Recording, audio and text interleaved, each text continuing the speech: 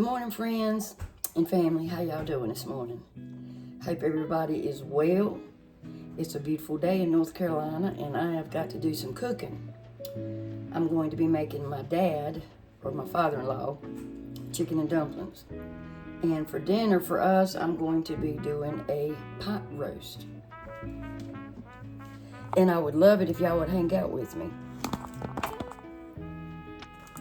I got my multi-cooker. I'm gonna do it in that. I got some olive oil down in here. And I've got about 1.5 pounds of a shoulder roast, beef shoulder. And I put some flour, salt, and pepper on it. And it's small, it's enough for me and Randy. And it does have some marbling fat in it. And I'm going to sear each side of that. Creates more flavor.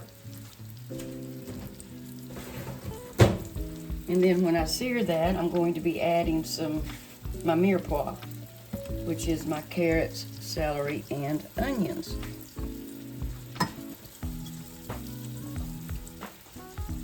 And then I'm going to add some red wine and some beef broth, and I will add some potatoes after it has cooked for a long time, because I don't want my potatoes to become gummy, mushy, you know what I mean? Over here I've got some chicken thighs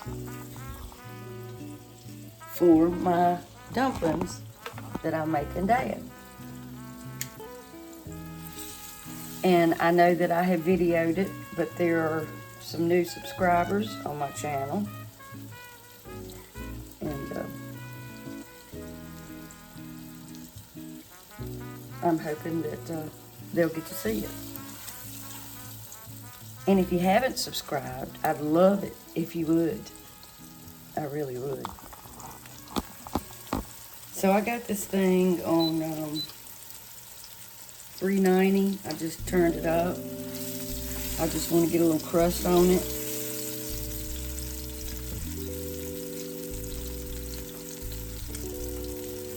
I think I forgot to put pepper on this side. But I just put a little bit of all-purpose flour on each side of that. You don't have to do this step, but I can assure you that it does create more flavor, and it will also help you have a little bit of a gravy, depending on how much flour you put on your roast. And like I said, this is not a very big one. It's enough for us, because I'm trying not to waste.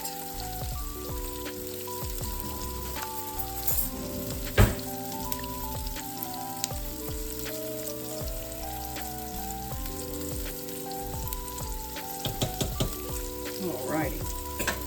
And I'll have to strain this chicken broth after the chicken cooks to get all that icky stuff out of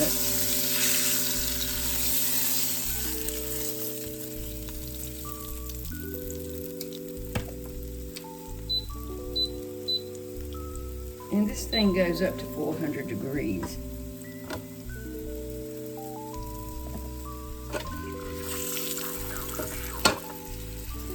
So when I finish searing it, I will be back, and we will put the vegetables in there in my mirepoix. Now I usually sear this about 5 or so minutes on each side, just till it gets a little bit of a crust. You know, where I battered it in the flour, or dredged it, whatever you want to call it. And I'm going to take this out.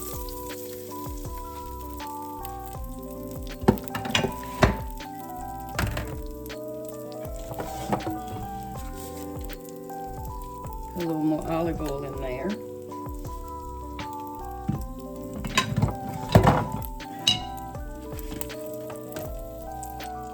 And I've cut my onions up this way this time. You just cut it in half and then slice it down the side.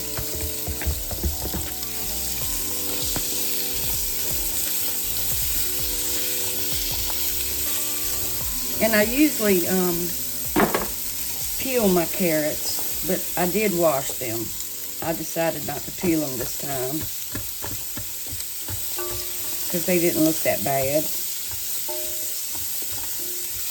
But I always wash them before I put them in the refrigerator, you know, after I buy them. As soon as I purchase them, I try to clean my vegetables up and then put them in the refrigerator because that does help them to last a little bit longer. And I'm a little hoarse today, y'all. I apologize. So please forgive me. It's this weather. It just stopped raining. It rained about 4.5 days.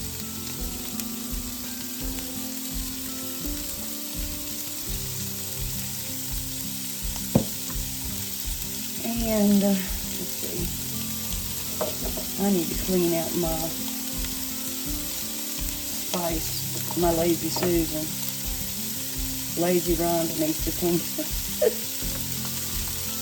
I'm gonna get out a bay leaf or two.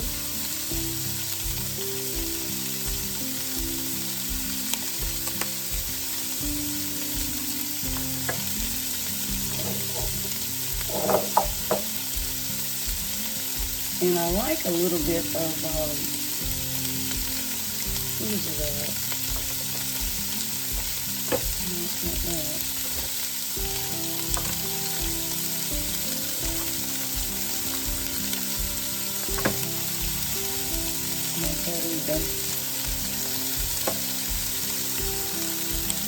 I do like to add a little bit of fennel seed, not much, just a couple of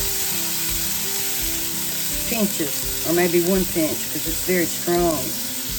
But I'm not going to crawl up in there today and look for it. I need to clean it out. But you just want to give this a sear a little bit, you know, just get it going, because it's going to cook all day. It smells wonderful. And then I'm going to put a little bit of red wine in it. This is the Cabernet. I'm not going to do much, just a little bit. That gives it a great umami, depth of flavor. But I would only use the wine that you drink. That's just me. If you won't drink it, I wouldn't cook with it.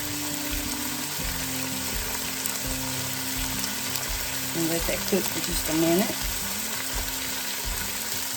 And if you've never used red wine in your roast, I urge you to try it because it is tasty. It does give it that significant flavor.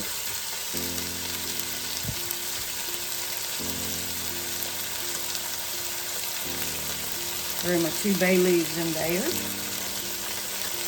And I have some bone broth. You can use chicken broth, bone broth, whatever you have. And I'm going to use the entire carton, which is, I think, 4 cups. I think that's right. Let me see. 32 ounces.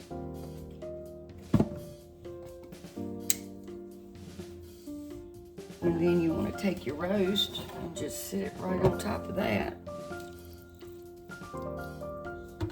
And just let it cook all day. And I wanted to add one more thing. A packet of Lipton onion soup mix.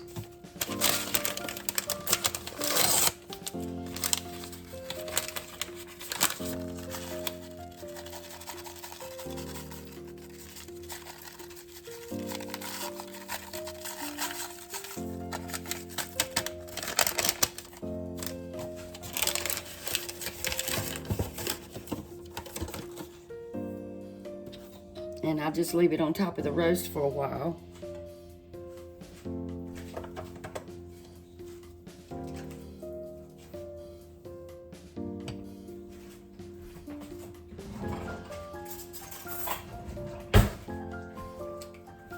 With about a couple of teaspoons or 1 teaspoon of butter.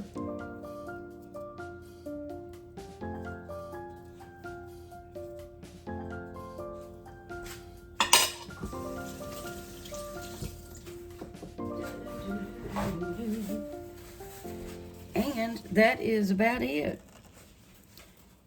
And then I changed my settings here to slow cook on high. Time 4 or 5 hours, something like that, till it gets done. And that's how I do my roast usually, unless I'm doing the Mississippi roast, and it's very good, very good. Happy Halloween, everybody. Happy Halloween. I meant to put some tomato paste in my roast. I always squeeze it on the bottom and kind of saute it. It gives it richness, but I forgot. I did. Look at it. It still looks good.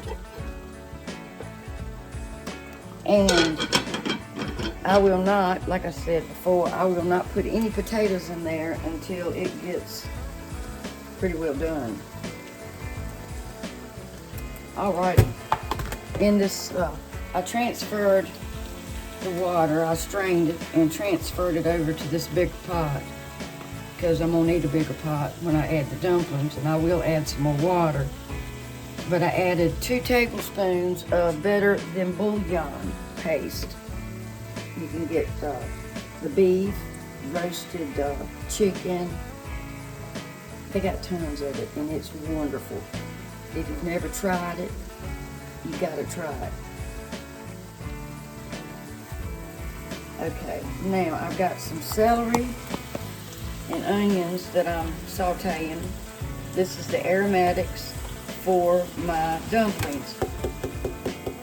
I add a little bit of water in there to help it cook along. And here's my shredded up chicken thighs. That's what he likes. Chicken thighs.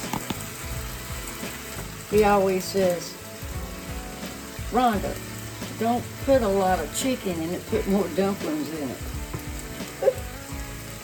So I'm gonna get started on my dumplings here soon. And I'm getting a facial. I need it. And I'm gonna make it like I do my biscuits. I'm just gonna knead it. Normally I wouldn't, but I'm gonna knead it so it will have some texture, so it won't fall apart when you put it into your boiling broth. I grew up in this neighborhood. Just the house right back there is the house I grew up in. And like I said, my previous husband that passed away, we lived next door to each other. He was the boy next door. But anyway, we would trick or treat. I would walk up and down this road. There was a store up the street. Mama used to send me up there to buy her a pack of cigarettes. Back then, you didn't have to be at a certain age to buy a pack of cigarettes. And then I would take my bike and I would ride up and down this road all day. I mean, me and some of the other neighborhood kids, we just had a ball. But at trick-or-treat time, the road was packed. I mean, you know, it was unreal. You knew everybody. And to be like little monsters walking up and down the road, going to each house trick-or-treating. They don't do that anymore, and it's sad. I mean, I haven't had a trick-or-treater in 7 years. They don't do it anymore. They go to the trunk-or-treats because it's not safe, I know that. But I do miss it. But I'm telling you, the road would be packed. We would carry little glow sticks in order to, you know, so you wouldn't be hit by a car or something. But it was a safe neighborhood, and this neighborhood is safe. I mean, there's nothing that goes on here. I mean, it's pretty good. But I do miss that. You know, the little kids trick-or-treating. I may put on my witch's hat after a while. My two sisters and I, we went out for our birthday. Me and Linda's birthday's in October. And we dressed up as witches. And that was fun. Alrighty, I'll be back, y'all. Now, I put my chicken back in my broth because I want to enrich more of that chicken flavor in there. And then when I fix my dumplings, I'll take the chicken back out. I know that might seem like a lot of steps, but my father-in-law was worth it. He gave me the sweetest birthday card with something in it, but it said that the front of it said, "You are a big deal." And that just made me feel so good. He's such a sweet man. And on the inside, it said some stuff, but it said, "I really enjoy all those great soups that you make for me." All right, I'm gonna start on the dumplings, and I make it like I do my biscuits. I'm using all-purpose flour because if I use self-rising flour, they would be too puffy. And if you like puffy dumplings, then you could use self-rising flour. That would be perfect if you want them, you know, real puffy.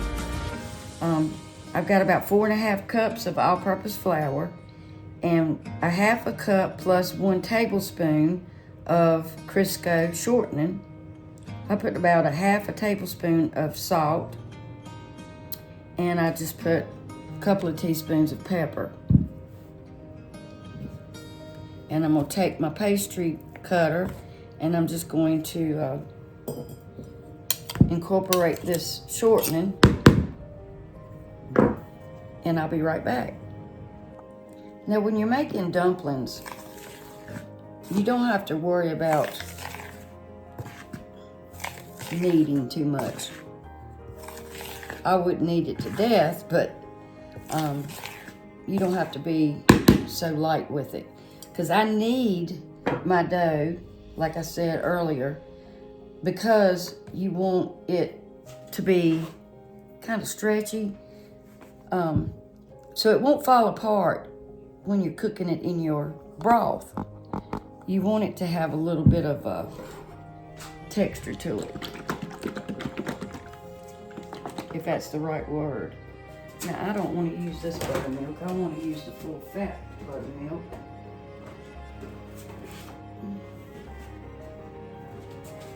The low fat was all they had today, and I think I've got enough of this whole buttermilk for it.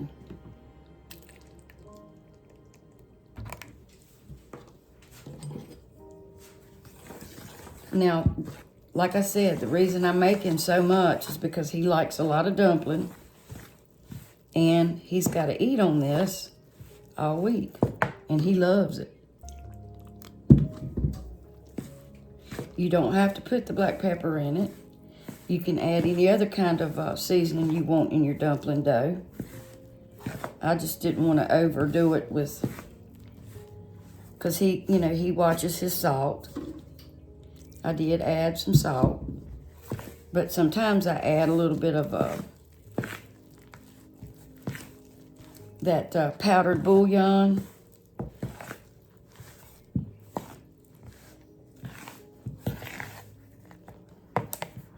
I want to add a little bit more to get that over there.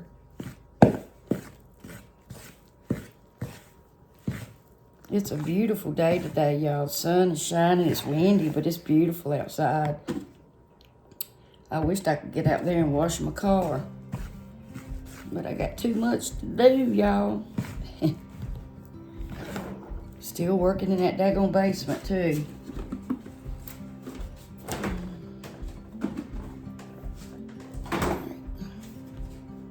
I'm gonna flour my surface here.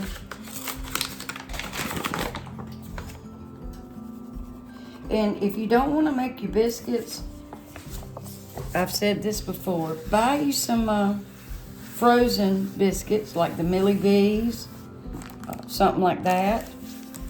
You can use canned biscuits if you've ever had that. That's not too bad.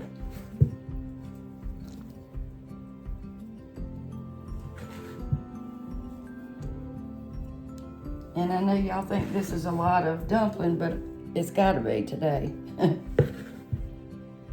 It's got to be. And what he don't eat, he will freeze. Because he will freeze stuff.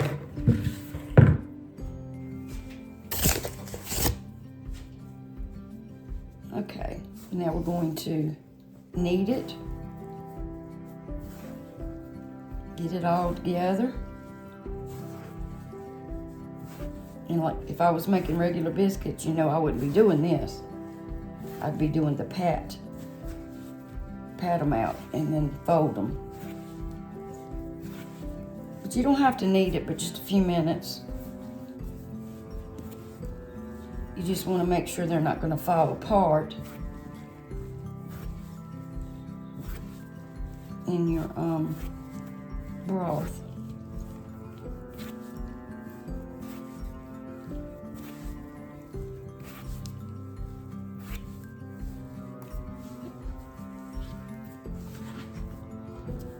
There's this mat doing that thing again. All right.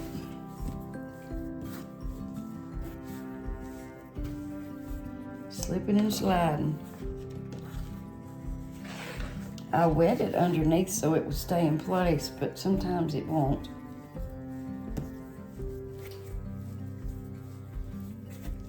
All right, about 5 minutes. You want to knead it. Some people don't, and that's totally up to you. I just find that they hold up better.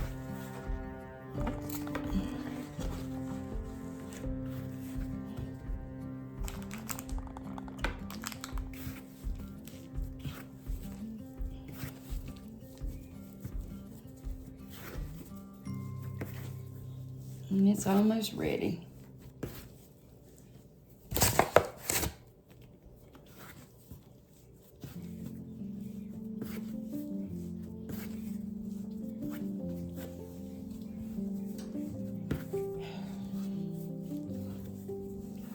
I love messing with dough. It's so satisfying, gratifying.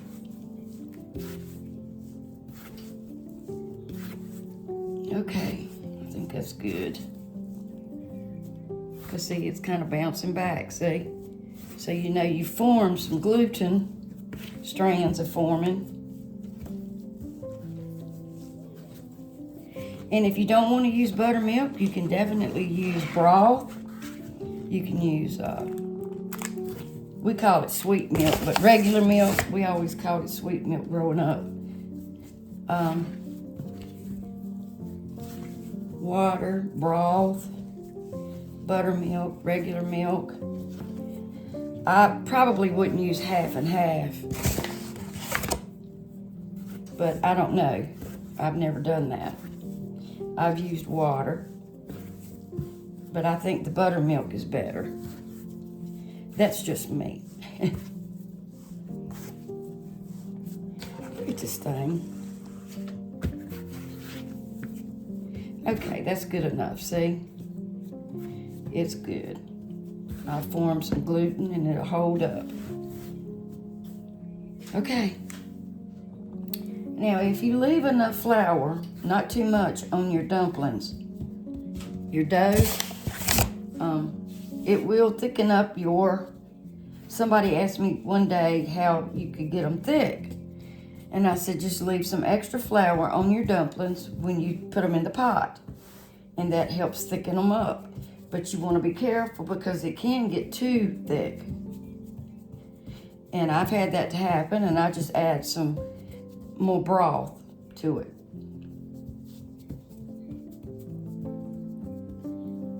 Okay, let me get my rolling pin. All right, I got my rolling pin, got me a pizza cutter, and my cookie sheet, some parchment paper because I'm gonna have to make several layers. And let's get to rolling it. You always want to start off in the middle part of your dough, if you can. And I've got, like, excuse me, a layer here. Try to pinch that together. Let me flip that dough so it'll kind of be even. There we go. And you make them as thick as you want. I usually do about 1/4 of an inch to a half. Just depends.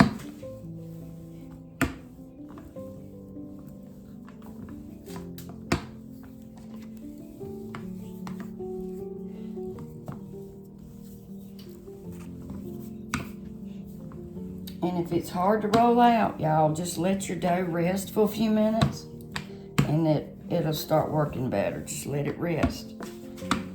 Because the gluten has formed and it takes a little bit for those strands to relax.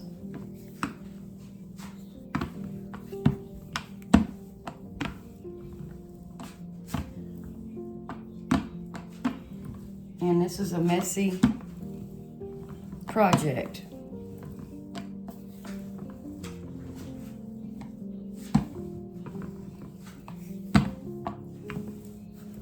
Now, I like to do mine in little, well, I'll show you. He doesn't like them in the balls. Some people do, some people don't. It's just whatever you like. Let me see how thick that is. That's about right, but I do want it just a little bit thinner than that. And I always chill my dough before I put it in my broth, so the Crisco will kind of harden back up a little bit. You can definitely use butter, but I find that the Crisco does better, the shortening.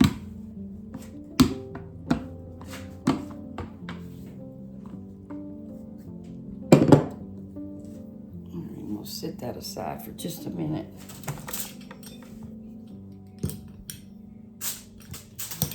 Put a piece of parchment paper down so they won't stick. Like that's what I do. And I just lay them out.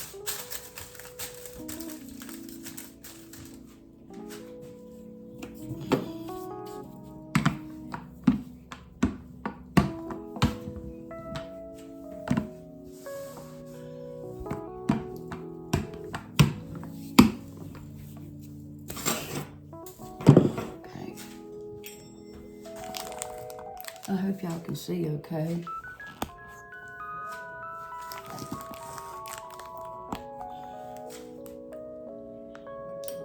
And you just cut them to the size that you want. I try to make them all the same size, but it doesn't always work.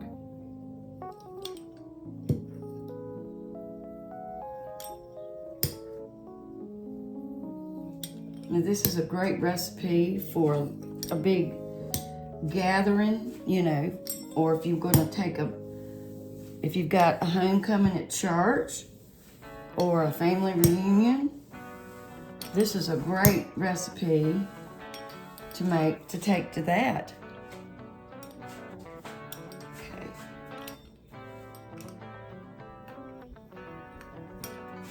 And some of them may be longer than the others. You can make them in strips.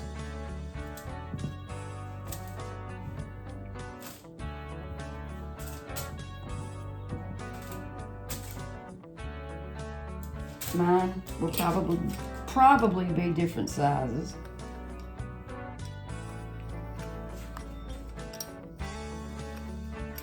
All right, I'll be back, y'all. Okay, I got them in the refrigerator chilling. And you can freeze that if you wanted to. You could place them on a tray, wrap them up, place them on a tray, and freeze them. You could freeze the entire ball of dumpling dough. I have froze the actual dumplings after I've cooked them, and they freeze well. So, but this would be a great recipe to take to anything. Even at Thanksgiving, it would be good. All right, I'll be back. Ooh, I'm hot. All right, I took my chicken out. And I got my bay leaf out. I think I only put one in there. I've tried to find two and it's not in there, so I think I only put one. And some of the celery and onions came out, but they're done. And my roast is done. And I'm going to peel a couple of potatoes and put that in there. Now I'm waiting for my broth to come to a boil, and then I'm gonna dump my dumplings in there.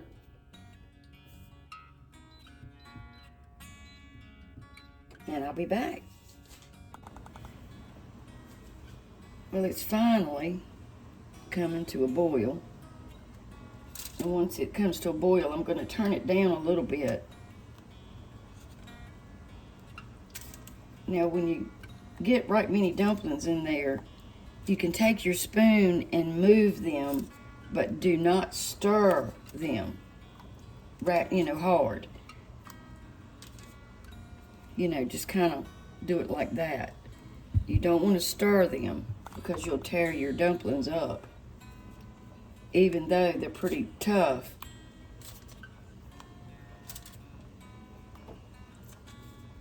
It's hot in here.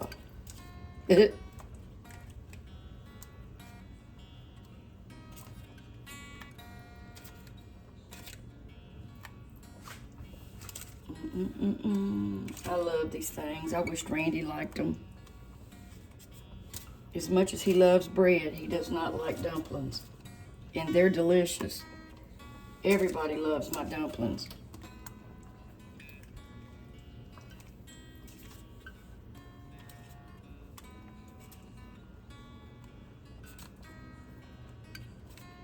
Y'all, I fixed some crunch wraps for dinner last night. And I had bought I didn't know they had made it, but it's like $8 for the dinner. The Crunch Wrap Taco Bell dinner. And I had 2 boxes. Well, the first box I opened, the tortilla, the thing that you wrap it up, the tostada in, they were split down the middle. So I opened up the other box just to see. They were tore all to pieces. I mean, I was very disappointed. And they were so hard. And they were not expired. But they were hard. And you couldn't hardly roll them up. I mean, fold them up. It was unreal. Unreal.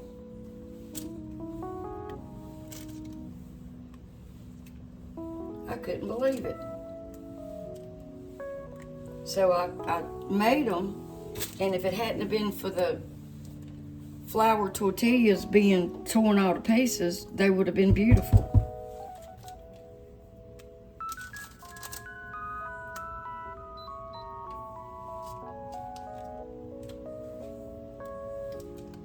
Kind of broke my heart.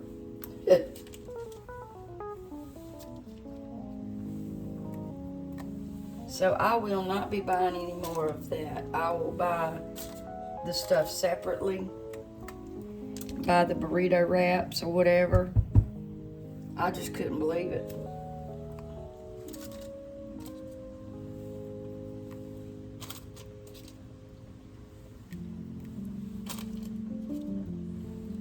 I've never seen a flour tortilla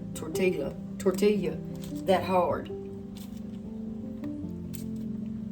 And I'm not complaining, I'm just saying it's the truth. So if y'all bought the Taco Bell Crunch Wrap dinner, tell me if y'all had the same experience, because I like I said, I bought 2 boxes and both boxes were like that. See, I'm just barely moving them around.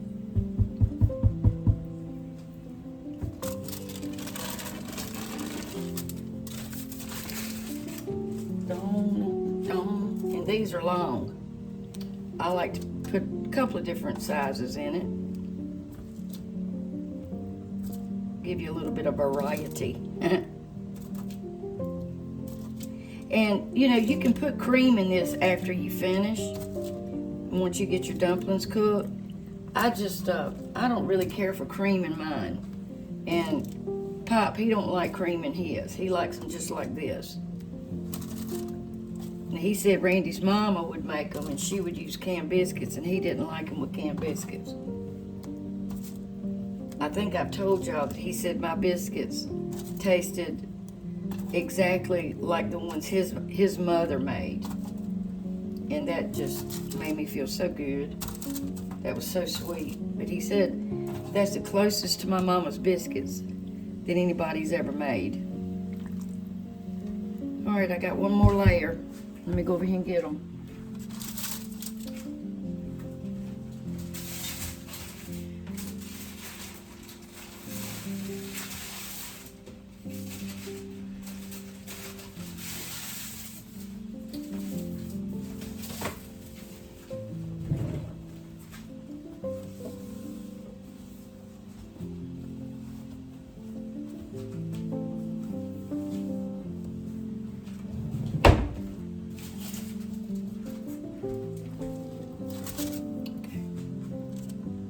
Those in there, and I think I made just enough. And then when they cook and get done, we'll put our chicken back in there. These are so delicious. Oh, I love them so much. But I don't fix them for myself because I can't. I could freeze them, but you know, it'd be a waste. But like I said, you could buy the frozen biscuits, let them thaw, and cut them out, roll them out, cut them.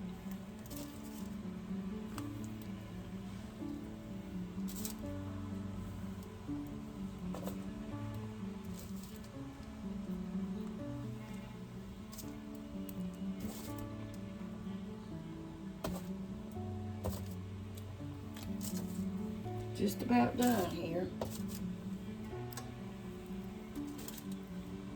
And see, they're holding together because I kneaded the dough. It's almost like a noodle. And you can roll them in little balls if you'd rather do that. I'm just giving y'all some ideas, that's all.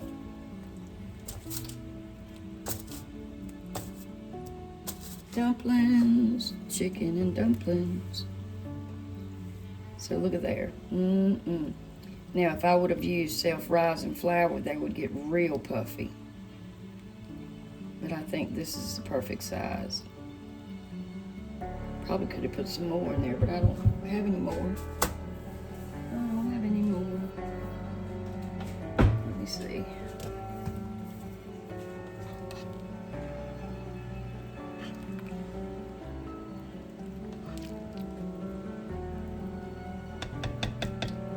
Okay, y'all, I'll be back. Put some pepper on it. And then I'm gonna put the lid on it, turn it down, and just let it cook slowly. Probably on medium. Aren't they pretty?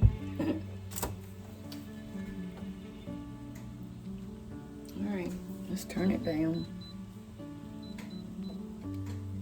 Okay, I will be back, y'all. I'm gonna have to go charge up my phone for a few minutes. Look at that, y'all. They're not done yet, but they will be soon.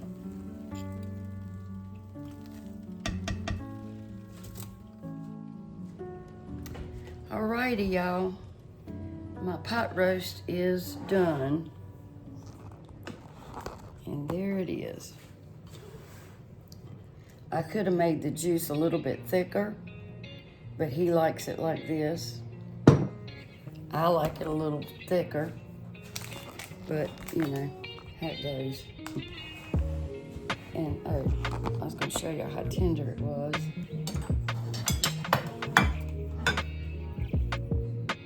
Look at there.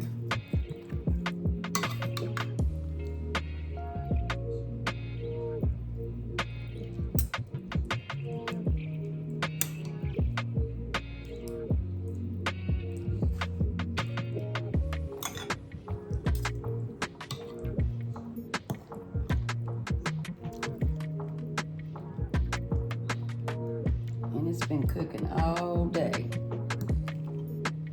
And it is juicy.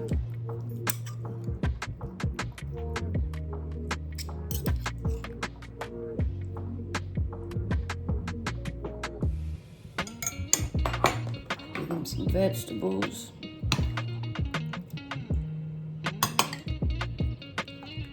And you could put peas in it if you wanted to.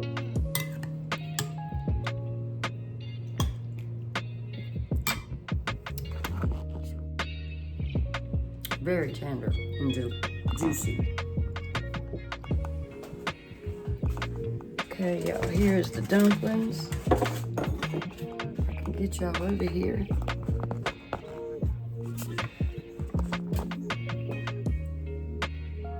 And I'm gonna probably have to put a little bit more stock in it because, like I said, you know, sometimes I get it really thick. And I will freeze some of this, what I don't send to Dad, but I will have to add a little bit of broth to it. Or water, either one. But look at there. And I'm gonna put a little bit of black pepper on it. That's what I'm eating. Yummy, yummy, daggone yummy.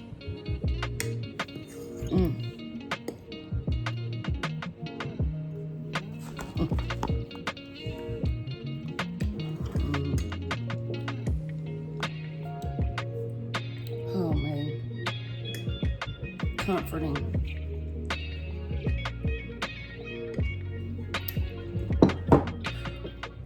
Two comforting fall dishes, recipes. Oh my word. I wish y'all could taste it. It is so wonderful. Well, thank y'all so much for hanging out with me. And I'm gonna go downstairs and rest and eat. And I will put these recipes in the description box. And if you haven't subscribed, again, I've said it, 3 times. I would appreciate it if you think about doing so. And y'all have a great afternoon. And I will see you again on A Taste of Country. Love y'all.